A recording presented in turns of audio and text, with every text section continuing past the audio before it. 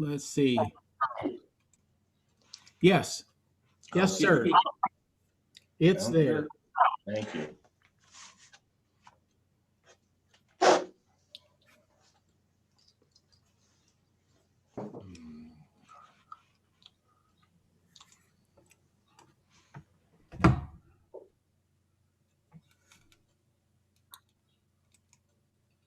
Good. You did. If you don't mind real quick, Paul, can I see if I can do the screen share with my, Let me make sure I get that. Yeah. Hello, I Doug haven't Jones. done yet. Hello, Bob. Good to see Good to you. see you. You. Looks like the fish is about ready to take a bite out of the back of his head. Yeah. That's well sweet. It's 12:10. We're going to go ahead and get started. May 7th, 2021. I'd like to welcome everybody. We are being recorded as an FYI. We will start with the Pledge of Allegiance. I'll put everybody on mute, and then I believe Joanne has our invocation for today after we come back after the pledge. I hope that's the way it all is. Okay, there we go. And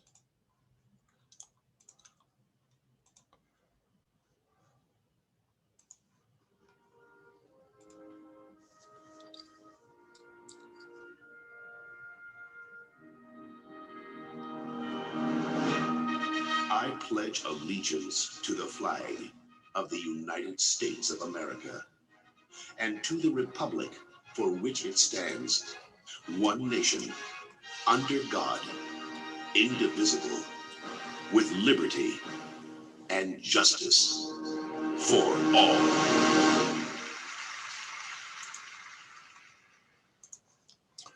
And Joanne, if you would unmute. Thank you. okay, thank you. I am going to talk a little bit about 2020. I know that we're 5 months into 21 now, and we all thought that after 2020 was over that the world would be a better place, and we're not quite there yet. But my husband and I have a personal theme for 2020, and it's resilience. Many of you know we went through some adversity, and we own 2 restaurants, which speaks to adversity as well during a pandemic. But I wanted to read something about resilience. Resilience is not a trampoline where you're down one moment and up the next. It's more like climbing a mountain without a trail map. It takes time, strength, and help from people around you, and you'll likely experience setbacks along the way. But eventually you reach the top and look back at how far you've come. We can certainly look back at 2020 and see we've come a long way. Our personal journey has been very challenging, but we are resilient. And another definition is the capacity to recover quickly from difficulties. And I don't know how quickly it was, but we are recovering, and I think the world is recovering, and I think we all have a lot to look forward to. And my personal recovery was dependent on certainly my family, but Rotary was a big piece of that. Even though I was absent a good part of it, you guys were all in my hearts, and I had a lot of contact from many club members. So for that, I thank you. And I just want to, one final thought on resilience. Resilience empowers people to accept and adapt to situations and move forward. And we're certainly doing that. So thank you all, and have a happy 2021, and happy Mother's Day to all the mothers out there. Thank you very much, Joanne. Absolutely. I know you were in a lot of our hearts worried about you, so we're glad you're back with us. I appreciate that. Thank you very much. I'd like to welcome a couple. I think we got a district governor, Diane's on, and then I also saw Jeff is visiting. So I think that covers who I saw up on the screen. If I missed somebody, I apologize. Some things and announcements. One, in the background, we had a successful social on the 29th. We had 3 beers or something off Sabino. We had about 16 or 17 people show up. We were able to distance and so on. It was a good event. We've got a couple fourth Fridays in May and June, so I'm hoping we can look to do something again. It was great to see people in person. Some people even look younger. Just think what that'll do for you. So some thank yous actually going forward. If you have a chance, go on to the CatalinaRotary.org page. I would like to thank Steve Pender, and I didn't see Steve pop in. Maybe he has gone through and worked with some other folks and updating that page for some new and more current pictures and information with what's going on with the club. So after and I'll probably put something in the bulletin about that. It looks a lot, it's cleaned up and updated. And I was gonna say he did a nice job with that. Second thing, there's been some smack going around with some emails relative to the 100-year mile walk challenge and so on like that. I know Mr. Preston, I think he's on his third 100-mile lap now, but keep your mileage going. So I know that, I don't remember which club or two gave us a little bit of trash, but Bobby D's tracking that. Sunset. Huh? Sunset. Okay. Yeah. Well, let's just walk them into the sun with that one. But keep that up. Okay, we talked that. I also put in a thing, if you're working on initial Paul Harris, there's a little blurb. Frank's got some points that he'd like to help people along with on getting started with that. And then finally, probably the most important thing this morning, about 9 or 10, Steve Pender, Bob Grady, and Tony all actually set up a bunch of equipment in the Viscount and actually ran a hybrid Zoom meeting. Bob Delaney signed in via a computer, and I signed in via an iPhone. And while it's not perfect yet, it works. So one thing, I'll send out a survey in the next probably week or so. How many people, so we can try to look for a head count. I know there'll be some that'll still want to attend virtually, and that's fine. But how many people may want to attend, having social distances and so on like that at the Viscount starting, I think the 9th of July is kind of a target date. We're going to talk about that at the board meeting tomorrow on Monday night. If you're interested, we'll have some more follow up with that going forward. But it looks like we were able to do the social and social distance. The Viscount, it looks like we're getting the technology kind of put in place so we can figure out how to do that. We're going to have a lot more hands on deck relative to getting it all to work out, but we're trying to head back in that direction. One thing we would ask, if anybody has like a halo light or something like that to help light up a person that may be at a podium that we could borrow to see if it would work. That was kind of the one thing.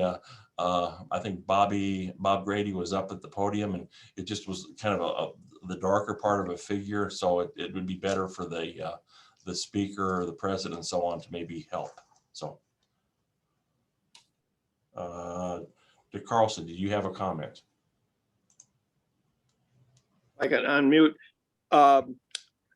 Everybody should be vaccinated by now. And if you're all vaccinated, the social distance issue is pretty much not there. So if I were in the area, I'd love to come to something live. I won't be back here until late September, early October, but go ahead and meet. Now that I think. Okay. Bandwidth, Dick. So you froze up on us, so we're going to keep on going. Tony. Yeah, regarding the webcam lighting, if anybody in the club has one that they could loan to us to use, next Friday morning is the next time we'll be going to the Viscount. Please contact me directly and we'll make arrangements. We just don't want to spend club money on something that may or may not be helpful. We'd like to try it out with a loaner if we can. So if anybody has one, please email me. I think Anita has something. She just popped up in the chat. So Okay. Okay, but hopefully we'll be on a little bit of road to recovery as far as being able to do both people online and people in person. So we're going to try to head in that direction a little bit and see how things go. So keep our fingers crossed. And I think that goes through my list. And I think, Steve, you got here a little late. I just wanted to say good job, good kudos on the webpage. I think I saw you pop up. Yeah. Yeah, okay, yeah, on the webpage. And I want to say, again, members, go out and look at it. Nice job. There's some good new pictures and some good new links and what's going on. Looks kind of flashy. So, Steve, you did a nice job. I want to appreciate it. Thank you. And we will be, I think one of the major improvements was now we have an area where we can put information about our service projects. So we started out with a small list. We'll certainly be adding to that as time goes on. Good. So with that, I'm going to go ahead now and turn it over to introduce our speaker. And I found out who gets to introduce the speaker today. I get to keep talking.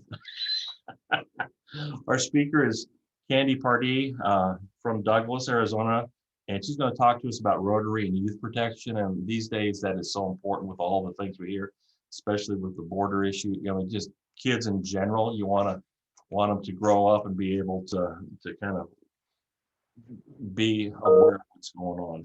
She went to the University of Arizona College of Law clerk, Court of Appeals, then some private practice.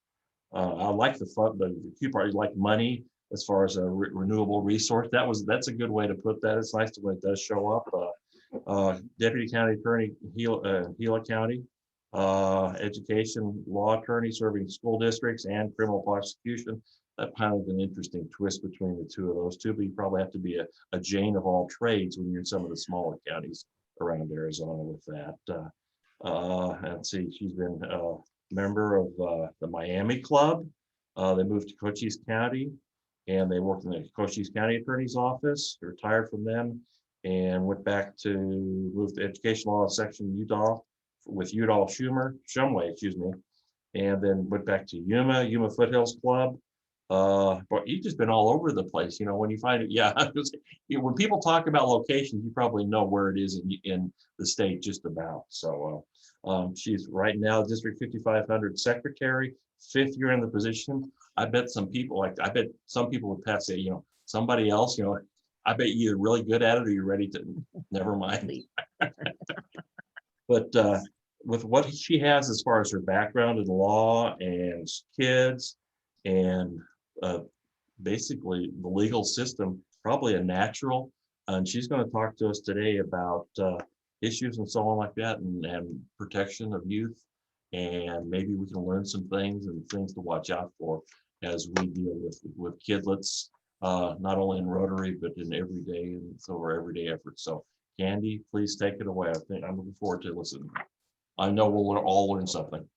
Okay, thank you so much. This is a very, very wide area. The youth protection goes from everything from sexual harassment, discrimination, bullying, actual physical accidents, you know, through the child molestation, abuse. So I do have a PowerPoint. I've already cut it down quite a bit from the training I do with the youth protection people and the oncoming, well, what we hoped were going to be the incoming exchange parents and those clubs. And so I'm going to run through this like highly abbreviated version. I'll send the PowerPoint presentation to your club in case you want to actually, you know, pick it up and look at it yourself. But anyway, so hold on to your seats, buckle up, whatever, we're about to run. All right, so can everybody see it, first of all? Yay, yay, all right.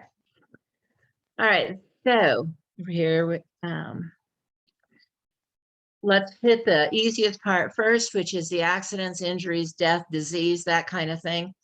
If you are going to do a project where you have kids, whether it's your Rotaract kids, whether it is driving Rotaract kids to a district function, whether it's exchange students, whatever it is, if you're going to do that, you should already be doing your program and and submitting it, getting your Rotary or RI insurance for the program. If there then is an accident or injury or death as a result, notify RI insurance, the district governor, and me as the youth protection officer ASAP. But I would say from years of experience of representing school districts, start with your insurance company first so they can start collecting information and such. And then they can then let the rest of us know so we can quickly also take action. If you have foreign exchange students, do comply with the RI rules for transporting them, which includes things like getting written permission from their biological parents and from the youth exchange program if you're going to take them out of district or out of state. Make sure your drivers and vehicles, if you're transporting kids anywhere, are safe, properly and licensed and insured. Make sure your exchange kids, if you have them, have their own medical insurance, and the program will assist you in how to use that. So are there any real quick questions on just your everyday thing with kids and where they might be injured? I will continue to move on then. Next.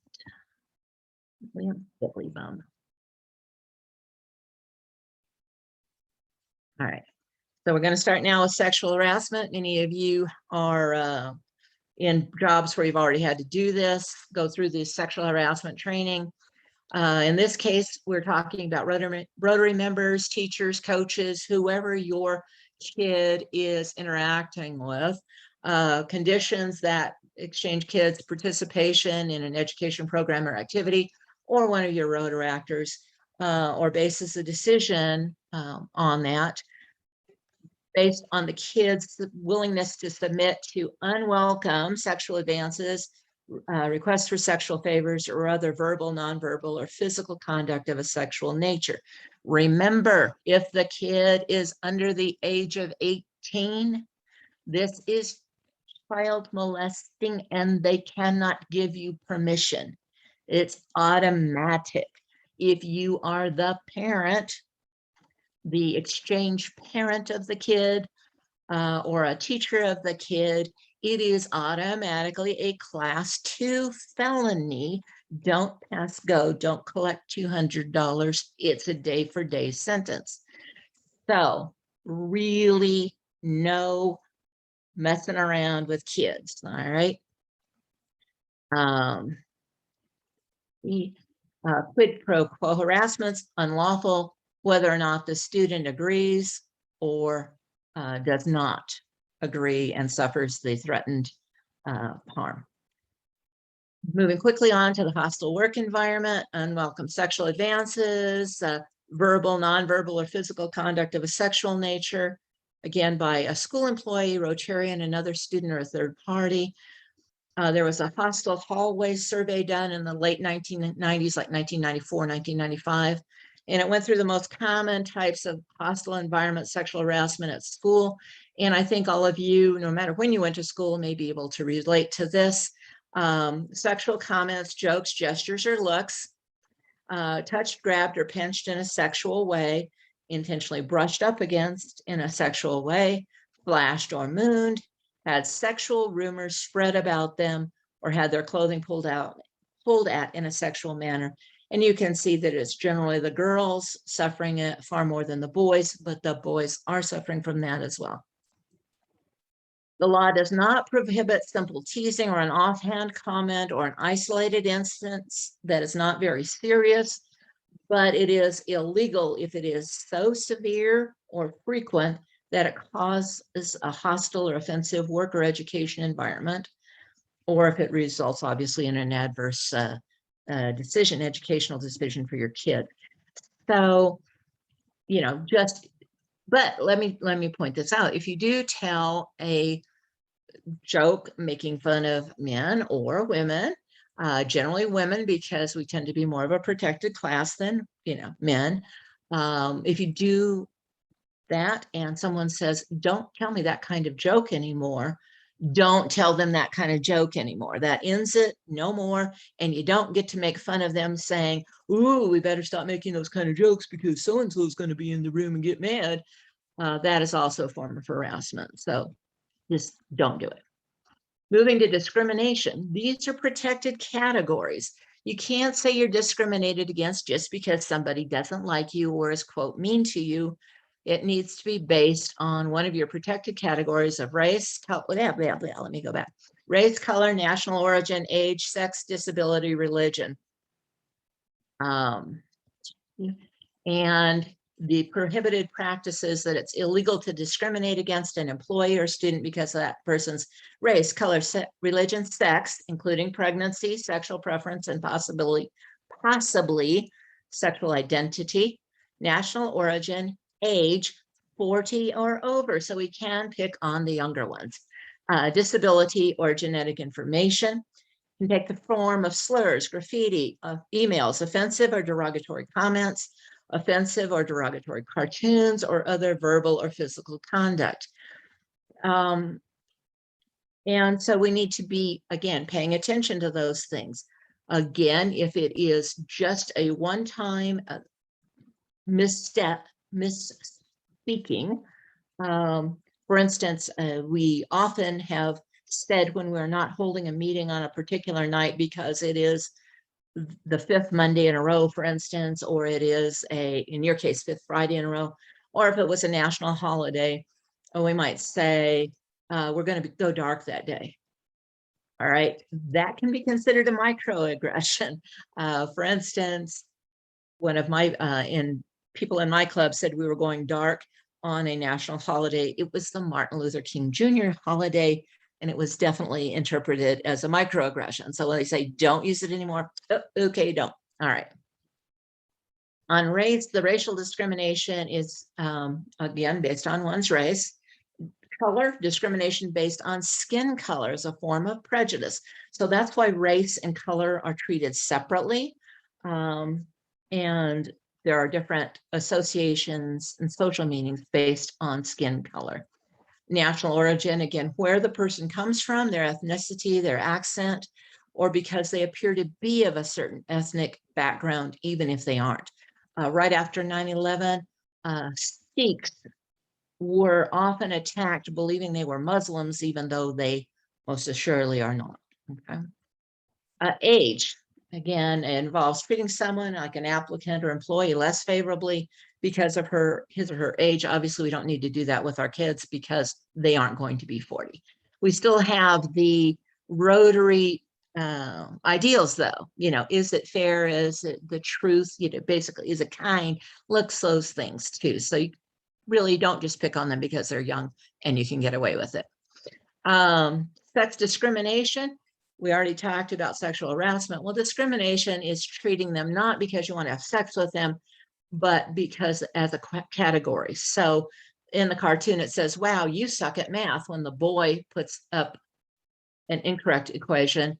And when the girl does it, instead of saying you suck at math, he says girls suck at math. So it's making an assumption about all women based on one particular woman or something like that. So again, be careful on those kinds of things. Disability discrimination, treat again them less fairly or prevent them from being able to participate in an event because of their health-related needs. Religious discrimination, treating a person or group differently because of what they believe in.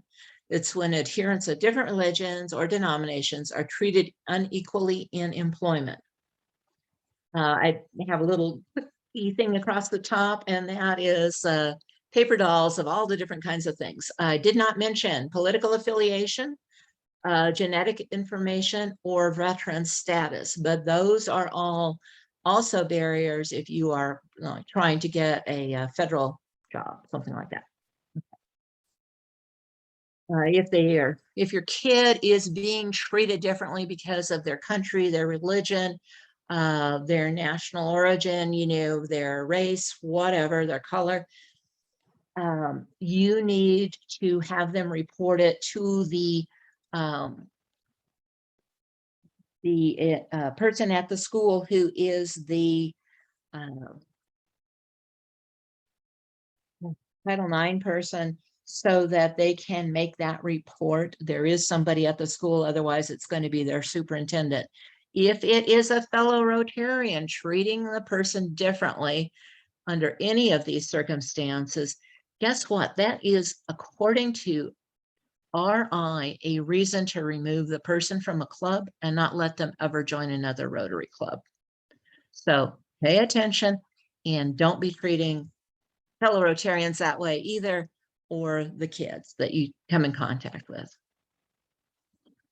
Mary, an exchange student, complains that Bob, a Rotarian, keeps hugging her, touching her, and telling her she's beautiful. No one else appreciates her like he does. You say, I know him, that's just how he is, ignore him. You should be flattered that he's flirting with you, or you don't have to put up with that. We will notify the counselor, youth protection officer. For a real quick reference, it's always going to be your last choice. So everybody that thinks number 3 was the correct answer, you are right. If you think any of the others were the correct answer, do not pass go, do not collect $200. We'll talk to you more later.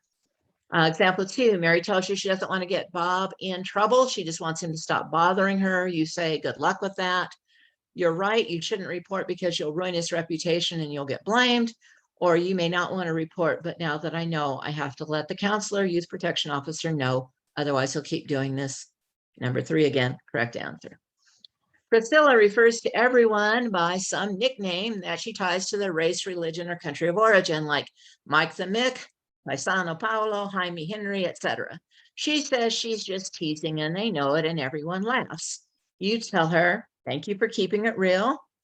You tell her as long as no one complains, you're golden.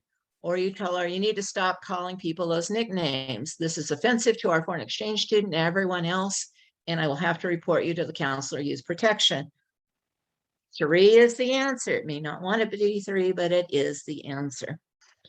Okay, Joel, a Rotarian, begins to date Susanna, an exchange student living with his family.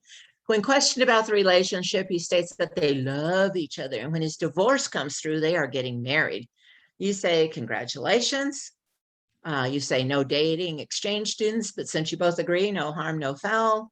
Or you say, you can't date a foreign exchange student, you idiot. This must be reported to the counselor youth protection officer and Susanna must be removed from your home. 3, yay, again, the correct answer, good job.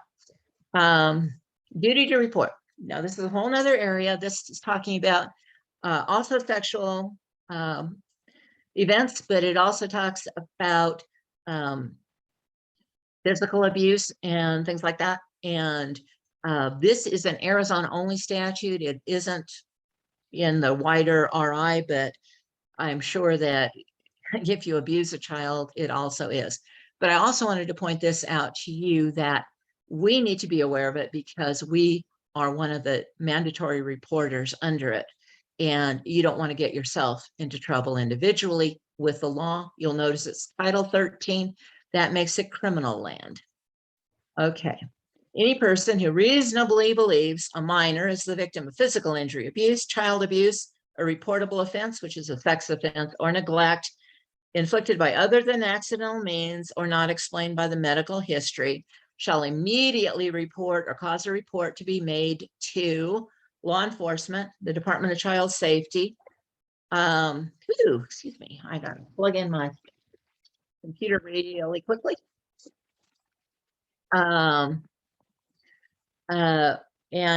if the abuser does not have the care, custody, or control of the child, then only call law enforcement. This really cool website allows you to make that report like immediately, and you don't have to wait on the line for someone to get back to you. And they are the ones that will refer it to law enforcement. Okay. Immediately is how fast? It's cheetah fast. Signs of abuse, cuts, bruises, burns that don't match up with a medical or other reason given or unexplained. So if a kid comes to you or you see a kid and they have loop-shaped marks all over their face, back, sides, legs, and they say, I fell off my bike. No, that's not the kind of bruise you get with falling off a bike. Those are scrapes and cuts on your hard bones, like your knees, your shins, your elbows, hands. It's not loop-shaped bruises. There might be changes of personality. They may become more sullen, avoid being touched, flinching when they're touched, or they might start acting out in a more sexual way. Changes to dress, like all abused people, they might start wearing long sleeves or long pants, and even in hot weather. And sometimes they are doing this to disguise their body shape, either that, or they might flip over to suddenly much more suggestive clothing. There might be anxiety, obsessive compulsive behavior, fear of a certain person. There might be changes to their eating patterns, depression, excessive crying, mood swings. All of those of you that have teenagers probably think, oh, wow, that just describes a teenager. But it can also be descriptions of a child who is suddenly being abused by someone, whether it's sexually or physically. Aggressive behavior toward others, just difficulty concentrating at school. Person includes parents, step-parents, or guardians of the minor. That's why it's important for y'all to know it too. How's the report made? I already gave you the login for DCS. Or you can do it telephonically, or you can do it electronically if you happen to know a number that you can contact at the police department. If you fail to make a report, you're guilty of a Class 1 misdemeanor if it was abuse, child abuse, or neglect. If you fail to report a sexual offense, you're guilty of a Class 6 felony. You're protected if you are wrong, unless you acted with malice or you are actually the person who caused the abuse. So I could not call up and say, hey, this is Candy. Yeah, I had my foreign exchange student at home and she back talked me. And so I slapped her to the ground and kicked her several times. And yes, there's blood, but I'm making my duty to report. No, the law enforcement considers that to be a confession, so they're going to go ahead and arrest me. I can't actually be the person causing the abuse. Malice is a different thing. Your ex-wife, has remarried, you do not like her or the person she's now with. And so your kid shows up from visitation and has a cigarette burn on his arm and says that stepdad did it. You can report it even though you really, really hate the guy and are filled with malice. In that case, you can enjoy the malice. You just can't make up the word, okay? Can't make up the event. A parent, guardian, or custodian inflicts or allows the infliction of physical, sexual, or emotional abuse, neglect, exploitation, or abandonment. And those are physical abuse, sexual abuse, neglect, and emotional abuse caused by severe anxiety, depression, withdrawal, improper aggressive behavior described by a psychiatrist. Here's again the DCS website for mandated reports. Now let's move on to pedophiles, or deliberate offenders, how they manipulate perception.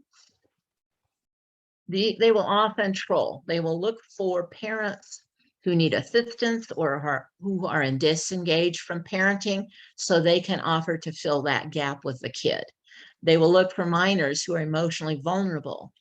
They also look for handicapped minors and minors who are in trouble, possibly with the juvenile system, as they are less likely to be believed. And I put old Jerry up there because the kids he was working with fell into those categories. They were kids who were needy, they were in these special programs. A lot of them had juvenile records, and he got away with it for years. Once the offender is found a likely candidate, they will then move to the next stage by grooming. And grooming means that they try to desensitize the child to inappropriate behaviors. They try to make them feel special through sexual and non-sexual ways. They'll tell the minor about their own problems with finding sexual partners, whatever. They'll encourage the minor to tell the offender about their personal problems. They'll discourage them from talking to others, saying, I'm the only one who understands you. And they'll give them special privileges, like letting them smoke, giving them cigarettes, giving them alcohol, taking them special places by themselves.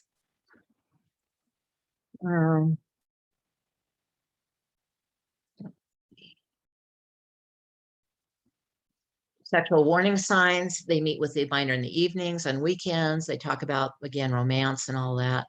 They engage in seductive behavior like touching and keeping secrets and notes. They recommend the drugs and alcohol to relax. They initiate the physical conduct, and they show pornography, either adult pornography or even possible kiddie pornography to the kids to say, see, this kid likes this. And so it's all right. It's normal, blah, blah, blah. As to the touching, putting your hand on a kid's shoulder and say, hey, good job, that's wonderful. But if you start doing the creepy touching of slow back and forth, that's not good. All right. So,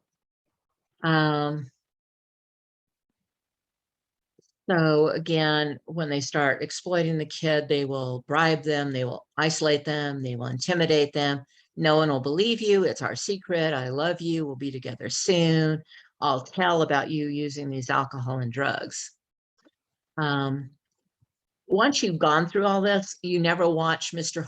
Holland's opus the same way again, because it's the same thing.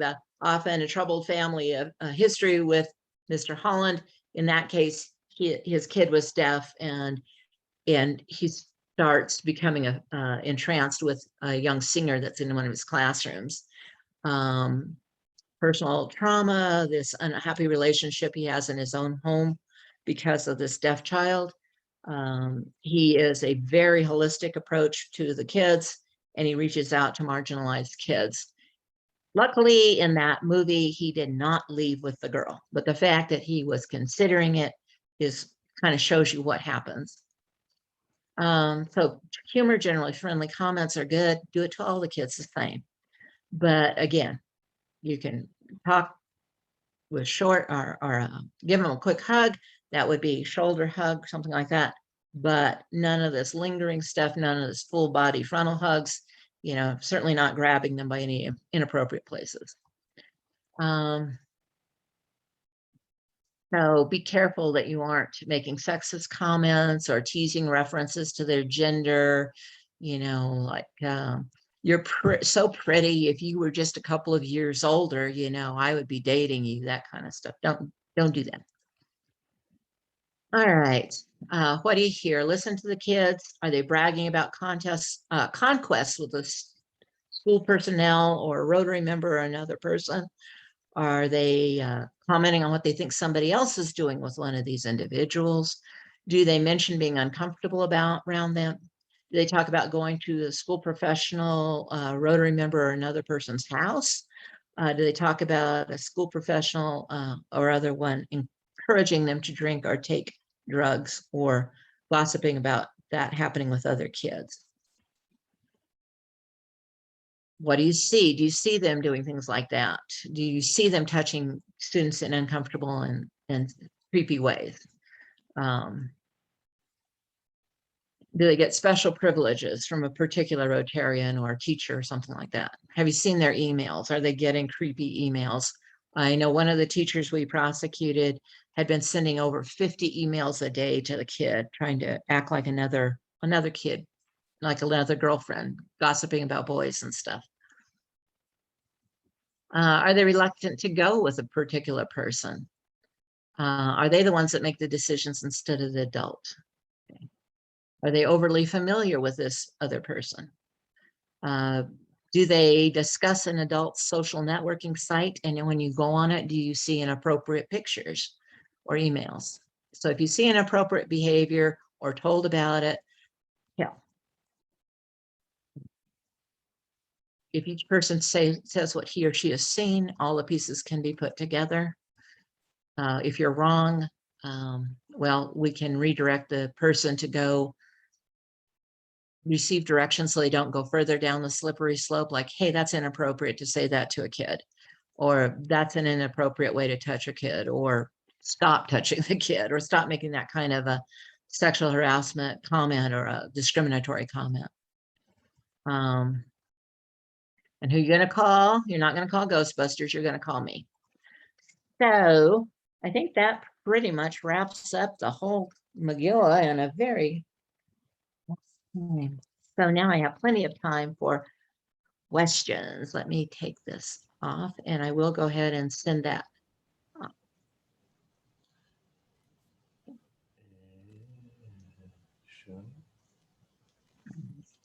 Stop share. There we go.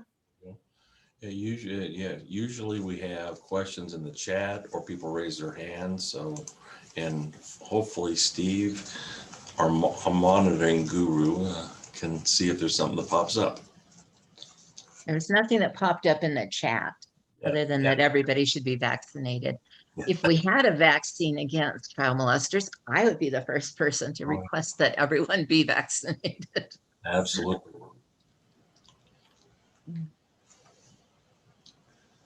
Your audio isn't working, Steve. Okay, Jeff. First of all, thank you. That's a great presentation. We had a situation in the club that I was in back east. It wasn't with a child, but without getting into too much detail on the specific situation, one thing I would say is if you do have a situation like this, even if you just suspect it and you're not sure yet, document as much as you can possibly document, because these people will get nasty sometimes when they're exposed and they will come back at you. We had to let someone go out of our club for harassing a female member. We had documentation like you wouldn't believe. He sued each one of us individually for libel. Now, we won because we had enough documentation, but if you have this kind of a situation, document as much as you can. Right. And again, with under duty to report, if you reported that someone was acting as a child molester or an abuser or whatever, they cannot sue you civilly or criminally. So that's a good thing, unless you acted with malice. Right, that's true. Any anybody with $400, $500 he can file claimed this. he acted with malice. Yeah, but yeah.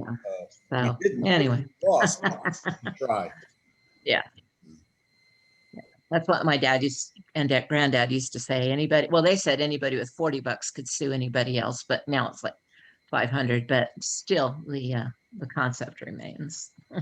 As a YMCA professional, I had unfortunately experienced a situation that resulted in years of lawsuits and settlements, and really an unfortunate situation.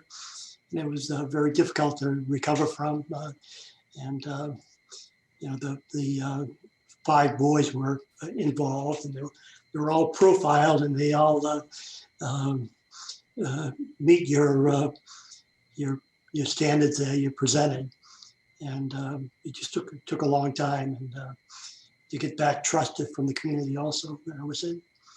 Yeah, very true. Candice, I have a question. Okay. I was a town manager on the East Coast, and advice was given to me by our town council that I should not address a person without a witness in the room. I had a situation where I had a council member, an elected council member, was telling off subject jokes to employees in town hall, and they were very uncomfortable with it. They came to me and they did not like it, so I had to confront him. I did document, and did all that, but I was just curious, with Rotary, should we also be cautious with confronting someone without having another person with us, or what is your advice on that? If it's in a matter of the moment, so like at that moment you hear Fred or whoever's sitting next to you turn to another woman or an individual of color or something and make some absolutely rude and inappropriate remark. Obviously that the victim is right there with you, but you can certainly stand up for that person and immediately say, no, that's inappropriate. That's that's not what we Rotarians do. And confront them that way as a sort of a teachable moment. But if you're getting all these like third-party reports, then I would either recommend going to the person directly, or because you aren't, I don't know if you're an attorney or not, but if you're not an attorney, you can go to the person directly and you can tape them also, even without their permission, as long as you're present during the taping. That's Arizona law, so. Okay, thank you. Okay. And those cell phones, you know, they do that all the time. Well, you should be always under the guise that someone's taping you, no matter what, Yes, right. where you are, you know, sadly, that's the way Yeah. it is today. Yeah. Right. And someone just posted that they were told when working with children that they should not try to investigate the thing. And that's true. You just need to hear enough from them to know that something inappropriate has happened. You know, if they said, I need to talk to you because my, you know, stepdad keeps molesting me, or my, you know, whatever, then make that report anyway. But you don't need to go, all righty, now let's just talk about what all's been going on, because we have professionals that do these interviews with us, and we don't want to basically re-abuse the kid by making them go through it over and over again with additional police officers and counselors and you, and, you know, all that. We try to keep those interviews to a minimum.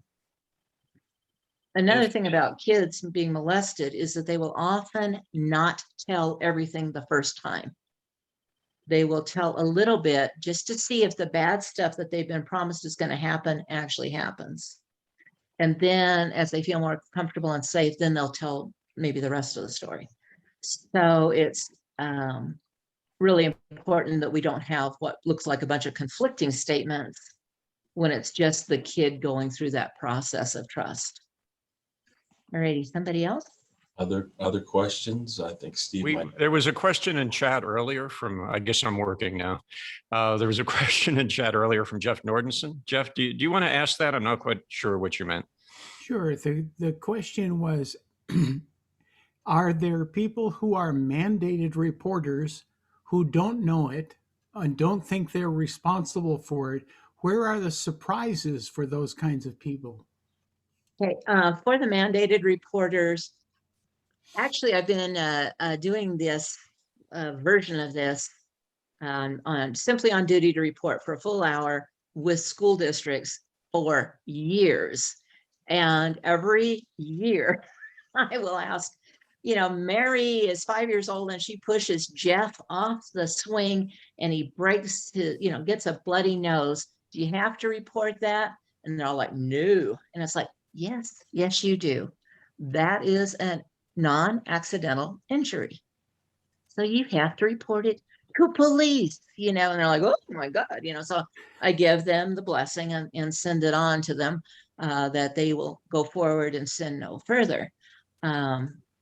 So, and parents, they don't know that if their kid hits their other kid, but they have to report that to police.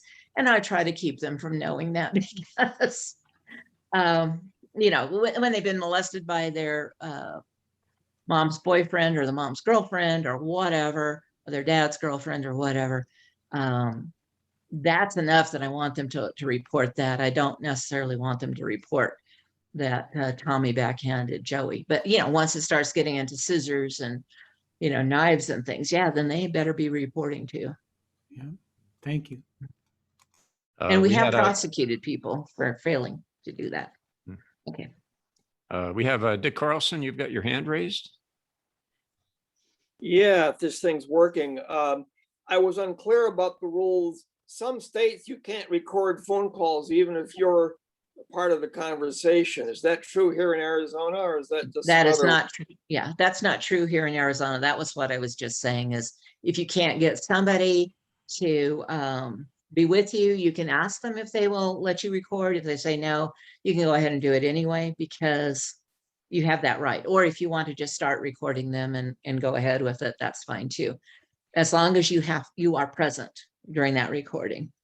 What about public officials? Some states you can't record public officials when you're talking to them. You can record public officials in Arizona. They haven't Good. changed that yet. Good. I forgot what state it was. I think it was Pennsylvania or New Jersey, someplace where you literally can't record somebody trying to ask you for a bribe. Yeah. So, yeah, I think Arizona probably wanted to do that when we had that big bribery scandal, but so far it hasn't gone through. What happens sometimes is if they are being charged federally, then the federal wiretap laws may go into effect. But here in Arizona, for Arizona court cases, Arizona, what's happening in Arizona, if that is, yeah, you're talking to your an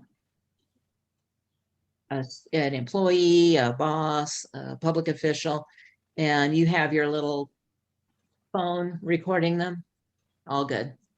Good. Okay. Even if it were kept out initially, if they said, oh, that was inappropriately gathered information, they won't be able to say anything differently at trial because it can be used to impeach them. So all good. Good. Okay. Anybody else? Any more chat? That's information. Bob, did you get, Bobby D, did you get your question answered, the one you had in chat? Oh. No, I just was wondering if this is, I don't know how you would quantify it, but how widespread is this problem in our society right now? For me, when I was a prosecutor in Cochise County, and I handled 1/3 of all the felony cases, almost all of my cases were child molest. And that was from like 86 till 1990. So that was a lot in a very small community, I think. And every year, if we went to the schools and we did some talk, like a bad touch, good touch talk, we ended up with at least 5 more reports because they were suddenly going, oh, what Uncle John is doing is a bad thing. I thought it was a good thing. I thought we were supposed to be able to do that. So it is a very widespread. I have to say, having been a prosecutor doing this for over 19 years, I got very, very, very hinky with anybody around my kids. I just have to say that I did. And yet despite that, my son was molested by the babysitter's oldest grandson. And I didn't discover it. He didn't tell me until, this one day he was doing what I call his pee-pee dance, and I said, Adam, do you need to go run to the restroom? And he said, no, he said, my peanuts hurt. And I said, well, shall we go get some cream? And he says, no, because when you rub cream on a peanuts, cream comes out of a peanuts. Okay, he's been molested. So I took action then. But yeah, okay, I'm sorry, Pam, go ahead. I want to share in response to Bob's question. I was a district governor in 08-09 in another district. And the only nightmares, the only things that kept me up at night that whole year were youth exchange related. And there were people who had been youth exchange involved, very active in the district and very inappropriate. And it is one of the hardest things in the whole world to educate and protect. Rotary International did get involved.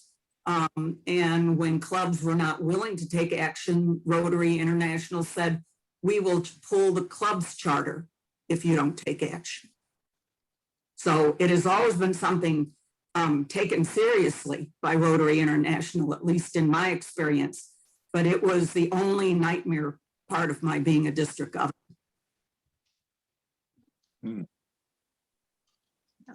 I agree. Anything else? Doris had a I question see, in chat. Doris. Okay. Doris? You have to unmute. Oh, she just asks, at what Oh. age is a person considered a molester? They can be a molester at any age.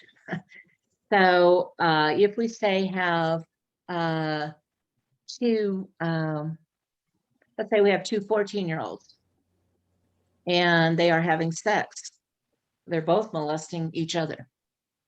Now, if a child is wait a second, I should say two 13-year-olds. If a child is 15, 16, 17, or 18, and they attend the same school as the younger child, or even an older child, and they're having sexual relations, and it's totally consensual, then in that brief group, that's a complete defense. All right. And that's the boyfriend-girlfriend rule. But anybody 14 and younger, it's a class 2 felony. And these kids can also be required to be reporters as sex offenders later on. But mandatory reporting, you don't have to report the 14-year-old having sex. You do have to report the 13-year-old. So I used to joke again with the teachers like, okay, so-and-so's a 13-year-old and she's pregnant, and what do? You don't give her just a baby shower. You also have to report it. Because by the fact that she's pregnant, you know that at some point she had sex. Very simple. Yeah, but I'm talking about maybe kids younger than that with the curiosity of, stuff. Yeah. So yes, and we here in Cochise County, we had, well, all over. I've had kids that have touched another child's genitals without child's permission, and it's been reported as a sex offense. Again, it is. There's nothing that says you don't become a sex offender until after you're, whatever. But if they're under the age of 8, basically in Arizona, you don't prosecute them because they're not determined to be of reason. So they're not believed to have the ability to know right from wrong. So I always call that we don't prosecute you if your feet don't touch the ground when you sit in one of the big people chairs. Of course, that affects some of us even today.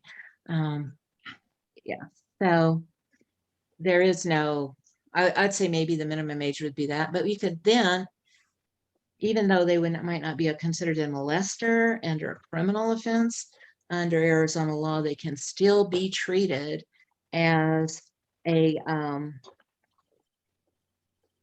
child under the now I can't think, but like a kid who's a runaway or doesn't attend school and all that. That's a little separate group of people, and they can treat kids who violate the law, but they're under the age of prosecution as those kinds of kids as well. And I don't know why my brain has just decided to leave me, but it did. Is that incorrigible? Incorrigible, yes, you found the right word. Thank you very much. Yes, they can be treated as an incorrigible child. Right. Thank you. Don't ask me why I know that. Yeah, I suddenly just wanted to say a corrugated child, and I knew that wasn't true. And it's like, okay, I can't think of the word. I think I think that's about it as far as questions. Paul, Okay. President Paul. No. Candy, thank you for giving us some informative information. Thank you for allowing us to record it, because I think the district's looking for some of the information also to share with other clubs. It's important, youth, you want to protect them and have them have their innocence as long as possible, especially in today's world. It's just, we all have to look out and kind of watch out for them.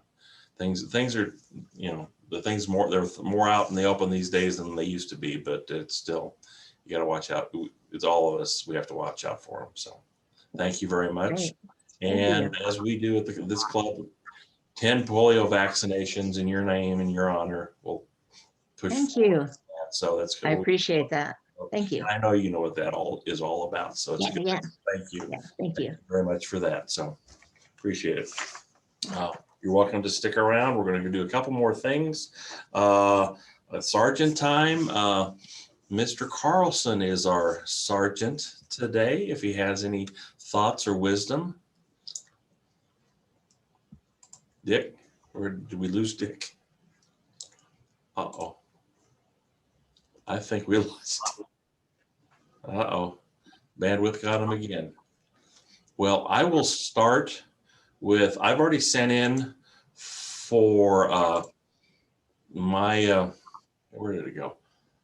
For my time, but I leg up. I have a new 11-week-old yellow lab puppy at home that I'm chasing around. I named her after my great grandmother Bessie, who was born in 1884. So I hope this one is as tough old bird as my great grandmother, who I remember back in the 70s and was living by herself in her 90s. So that's my leg up. Anybody else have some things to celebrate? I had a proof of the law of random events. I got a hole-in-one this week playing golf at Del Uric Country Club on the 17th hole. My witness is Pete Walsh, who I played with, and the biggest shock of my life was seeing that thing skitter into the hole. So I got my little thing here for the Catalina Rotary Foundation. So I just want to know if the person getting the hole-in-one bought everybody else on his foursome or twosome drinks afterwards. I think that's and not only that, I was wearing a Catalina Rotary golf shirt. So I don't know if there's a deduct, a credit for that, or I think it's probably the whole club. Congratulations! That had to be an awesome. Thank you. Experience. Yeah, that is kind of neat to see that happen. So. Okay, others, I think I saw Joanne will raise your hand. Yeah, I've got a birthday next week, and so I will throw a leg up in there and a shout out to El Chesser, who I know had a birthday here this week. Thanks.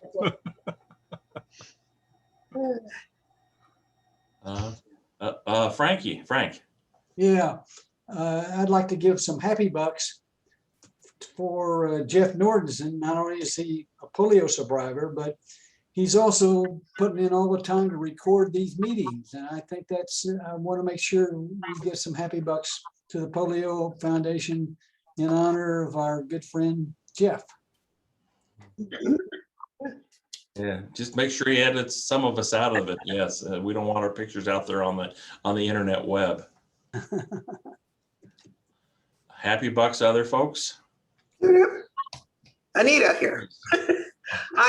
Having wrestled with that website for a couple of years and everything, I know how much work goes into that. And I just want to put some happy bucks in for Steve. I think he did do a wonderful job. He did an absolutely excellent job in restructuring our website. So go take a look at it. It really is much neater and cleaner. So appreciate that. And I'd also like to put some happy bucks in for Candy being with us today. I wish Pam had told me that nightmare before I applied for district governor. But at any rate, I appreciate you being here and sharing that information with us. And I saw Doris. Did you have something?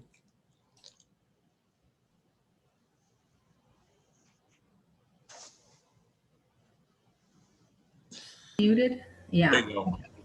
I wanted to put in some happy bucks for Jeff and Tony, who have really moved Dunbar School in a positive direction, that they really needed that push. And I think they're the ones that really helped. Both of them have really helped that school. Hey. And I see Dick joined us back, but we were pretty well there. But Mr. Kester, you had some comment? I will put in for some happy bucks in memory and in honor of my mother for this weekend, Mother's Day. Her name was Evelyn Jean Bojan Kester.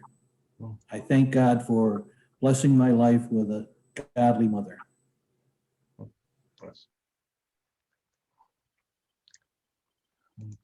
I'm gonna put in some happy bucks for my birthday, which is coming up, and also for my second job, which unfortunately I will not be at meetings as often now because I'll be working on Fridays.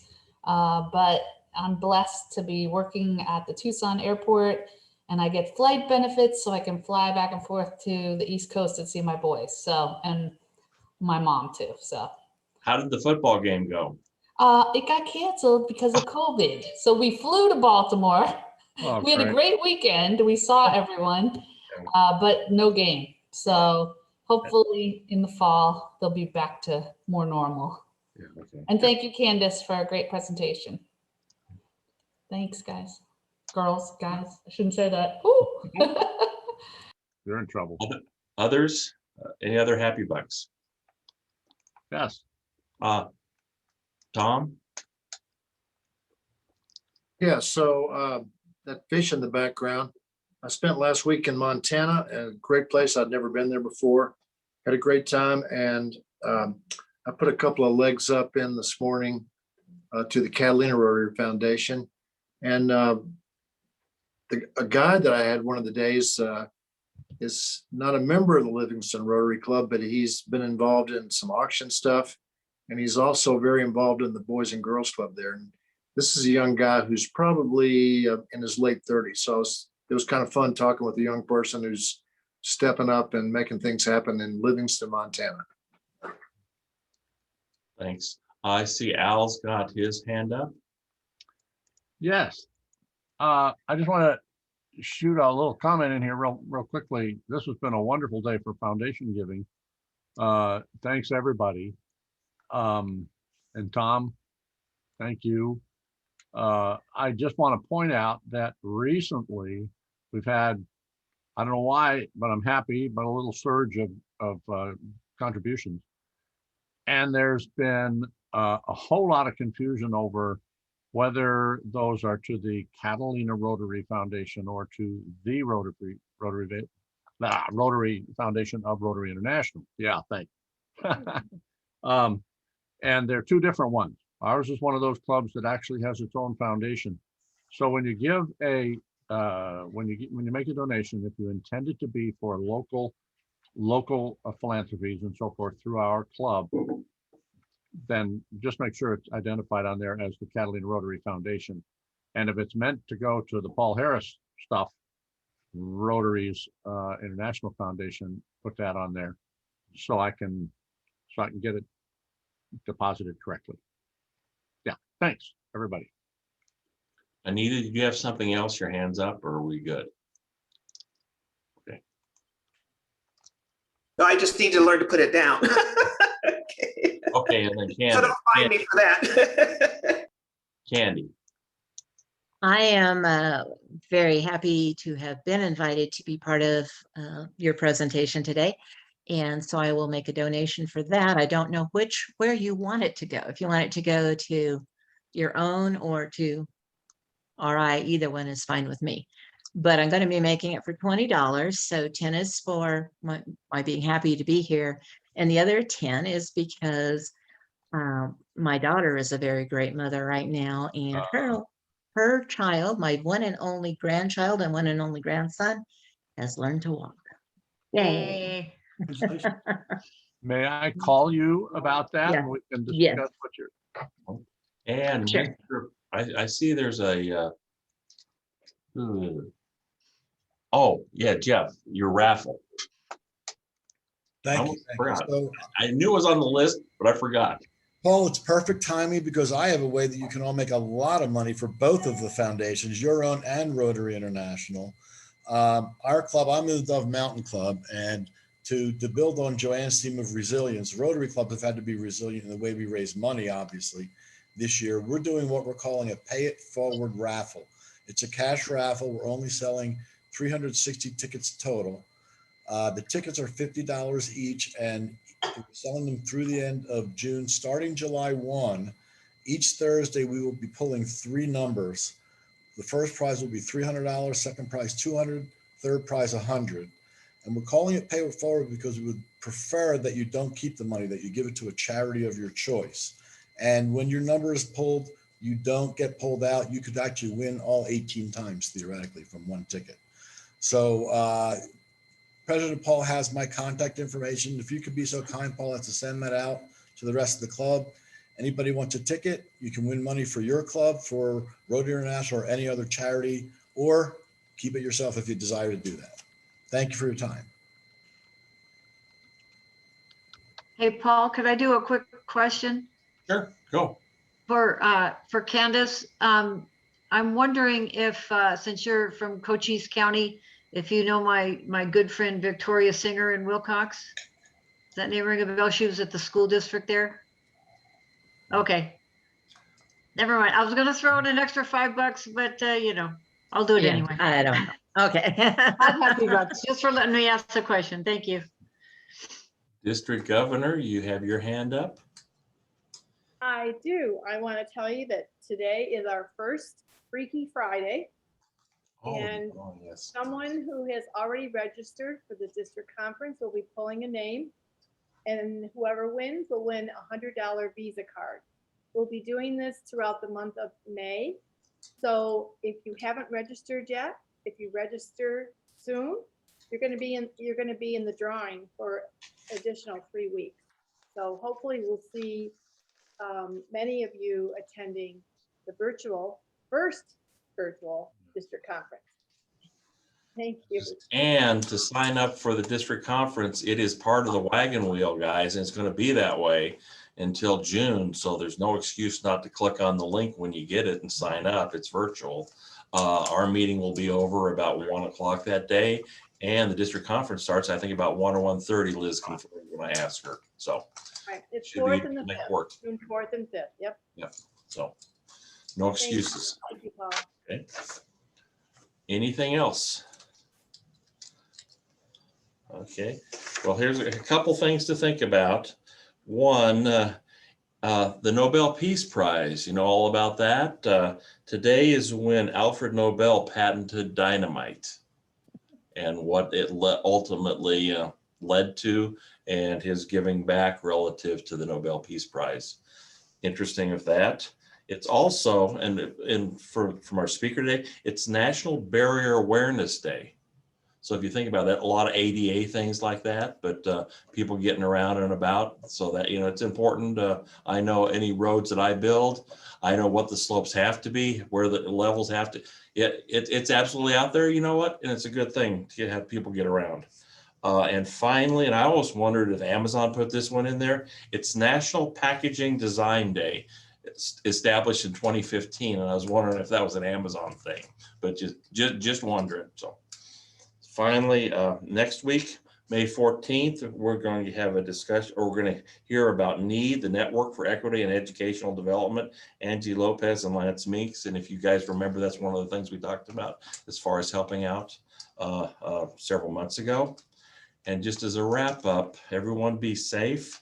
Protecting youth is everyone's business. We're parents, we're grandparents, we're uncles, we're aunts. We got to watch out for our kids. No matter who they are, watch out for others' kids. Just keep them safe out there. Let them grow up and experience life like they should without having to worry about a lot of the other stuff that's out there. I want to say thank you to Carol for making it from back in the Midwest.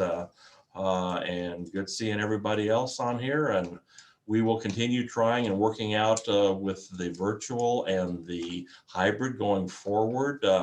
Survey probably coming out the next week or two. We'll talk with the board on Monday night from some other things, hopefully a social or two in May and June. We figured out how to make that one work, and maybe some more in person and virtual combination that it'll work out.